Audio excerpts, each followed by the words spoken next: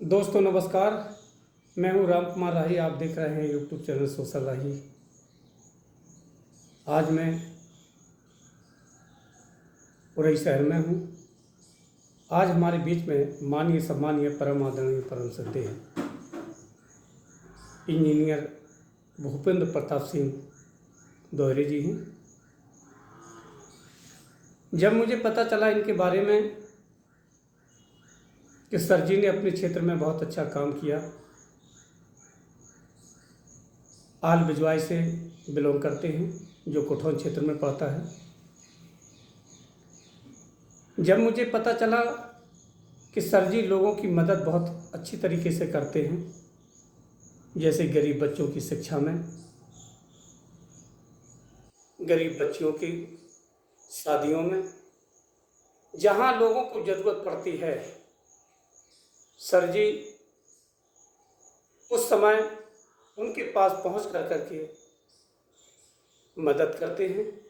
आज हमारे बीच में हैं, हम आपको रूबरू कराने का काम करते हैं। सबसे पहले सर जी मैं आपको नमस्कार करता हूं बहुत बहुत नमस्कार कि आपने यूट्यूब चैनल सोशल राही को अपना बहुमूल्य समय दिया। जब भी मैं आप लोगों के बीच में उपस्थित होता हूं तो मुझे लगता है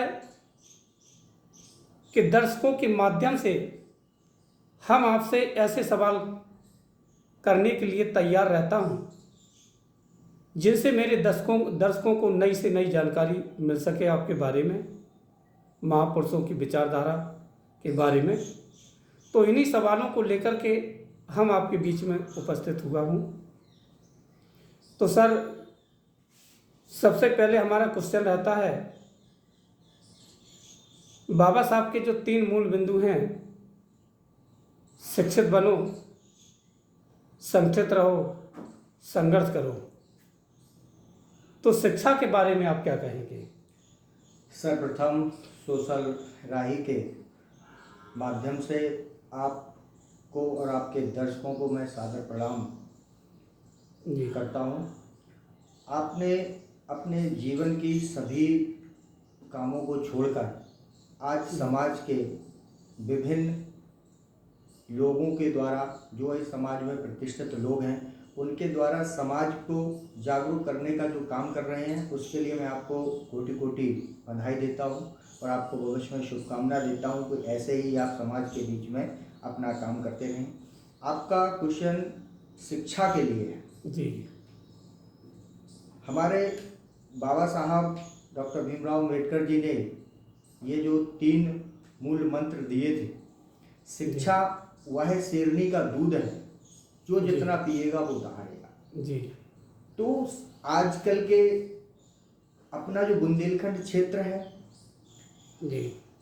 वहाँ पर ये निसंदेह कहने में कोई दिक्कत नहीं है कि एक जो गरीबी ने जकड़ा हुआ है, वो किसी भी समाज का व्यक्ति हो, किसी भी धर्म का हो, कोई भी हो, आज इस गरीबी से जूझ रहा है। तो कहीं ना कहीं शिक्षा उनके मन मुताबिक नहीं हो पा रही है, इसके लिए हम सभी को खेद भी है जी। लेकिन जितना भी इंसान को करने के लिए कर्तव्य जो दूसरों के प्रति शिक्षा के बारे में सोचता है कि कैसे भी आज हम अपने बच्चों के बारे में नहीं सोचेंगे, हम अपने परिवार के बच्चों के बारे में सोचेंगे, ऐसे ही यदि हम समाज के प्रत्येक तबके के लोगों के बारे में सोचेंगे कि हमारा बच्चा जितना शिक्षित है, हमारा परिवार के लोग जितने शिक्षित हैं, वैसे ही सर्व समाज के लोग यदि शिक्षा में आ जाएंगे तो ये हमारा विकास नहीं है, हमारा विकास तो होगा ही, हमारे देश का विकास होगा, हमारे राष्ट्र का विकास होगा, हमारे समाज का विकास होगा, और ये समाज के विकास के साथ साथ में हम ये विश्व का विकास भी होगा कि भारत शिक्षा के माध्यम से 100% शिक्षित है। जी सर जी, बहुत अच्छी बात आपने रखी।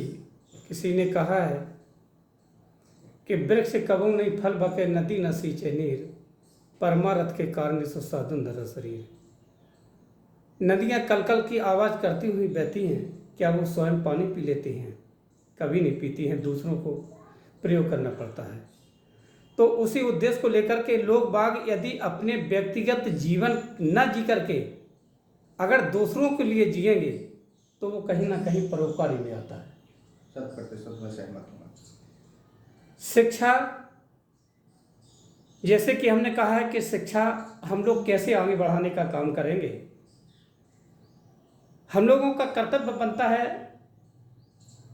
कि मेरे बच्चे भले ही पढ़ने लायक ना हों, ग्रामीण क्षेत्र में जो विद्यालय बनते हैं होते हैं, तो कहीं ना कहीं हमारा कर्तव्य बनता है कि हम जाकर के उन विद्यालय को देखें कि सही तरीके से यहाँ शिक्षा बच्चों को मिल रही है कि नहीं मिल रही है, और यहाँ पे सही रास्ता बच्चों के जाने के लिए है कि नहीं है।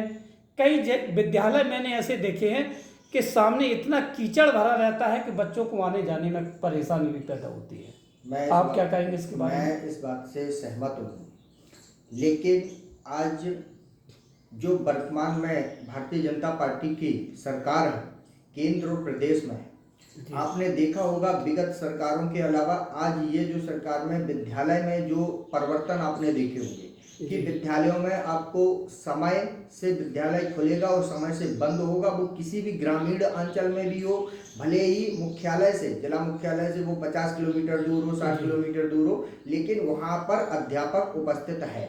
ये हमारे लिए बहुत बड़ी एक उपलब्धि है कि पहले तो अध्यापक उपस्थित मतलब नहीं शिक्षा होते। के प्रति परिवर्तन हुआ, शिक्षा के प्रति परिवर्तन हुआ है।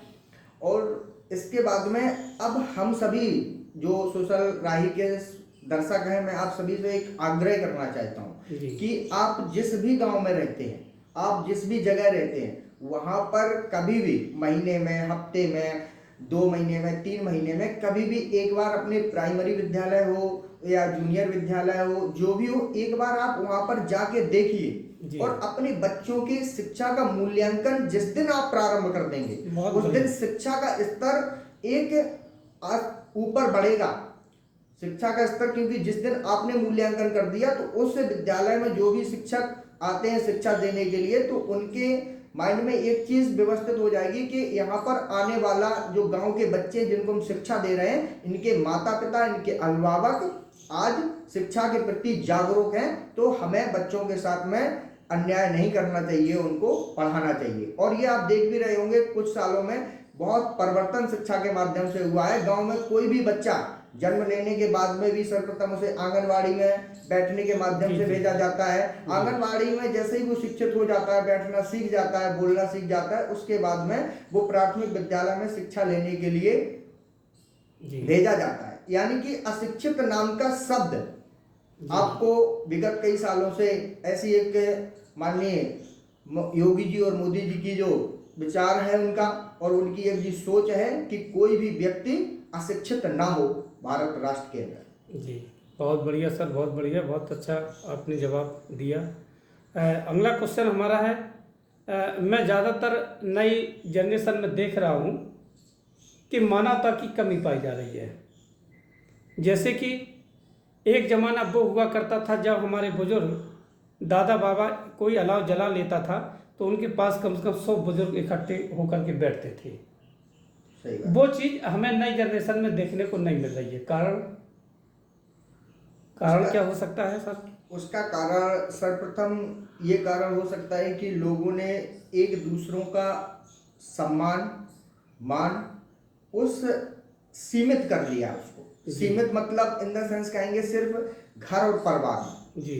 उन्होंने अपने गांव को, उन्होंने अपने कस्बे को असीमित मतलब सीमित कर रखा है, इतना कि बस यही हमारा परिवार है जी। लेकिन पुराने जमाने में क्या होता था, गांव के गांव एक चाचा, बाबा, ताऊ, चाचा, ये सब एक उनका पूरा एक परिवार हुआ करता था। तो उनके अंदर जो एक मिलन था, भाव था मिलने का, वो एक पारिवारिक मिलन था जी।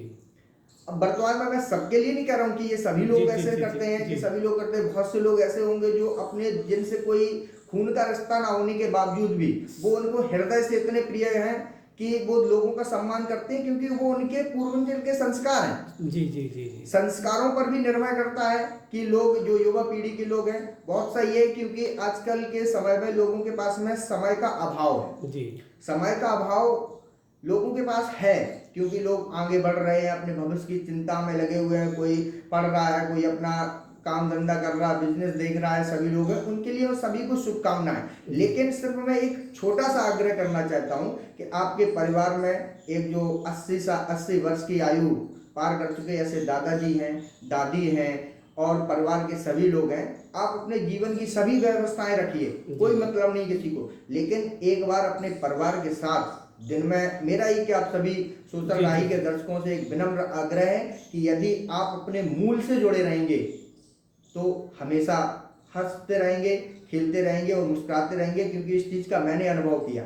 यदि आप अपने परिवार के साथ में पूरे दिन के अंदर में यदि शाम को घर पे आते हैं, आध घंटा 20 मिनट 40 मिनट यदि घर के परिवार के सदस्यों के साथ बिताते हैं, तो ये शायद है उनकी आत्मा को अनुभूति होती है।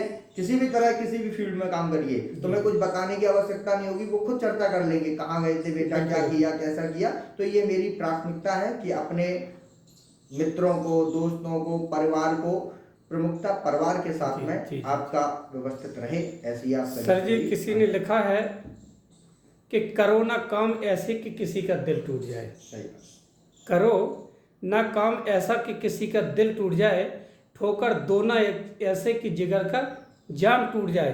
भीतर अम्मा हसरत लेके बैठी है वह दुनिया, करो ना बेरुखी उतनी की जीवन का रस ही उड़ जाए।